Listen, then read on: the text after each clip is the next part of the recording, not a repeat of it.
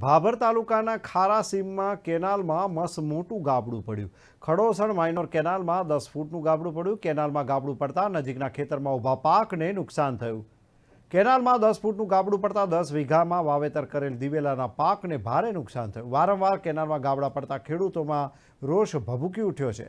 ખડોસણ minor canal સાથે જોડાયેલા ભાભર, ખડોસણ અને ખારા મીઠા ગામના ખેડૂતોએ અનોખો વિરોધ કર્યો હતો। કેનાલમાં બેસીને ખેડૂતોએ રામધૂન બોલાવી હતી અને બોલાવતી સમયે તેઓ ભાવુક પણ બન્યા હતા। પાણી વગર સુકાતા પાકને બચાવવામાં આવ્યા તો ખેડૂતોની આંખમાં આંસુડા આવી ગયા। નર્મદા વિભાગ અધિકારીઓને કેમ ખેડૂતોની વેદના સમજાતી નથી? કેનાલમાં સાફ સફાઈ ન થઈ હોવાથી કેનાલમાં મસ્ત મોટું ગાબડું પડ્યું હતું।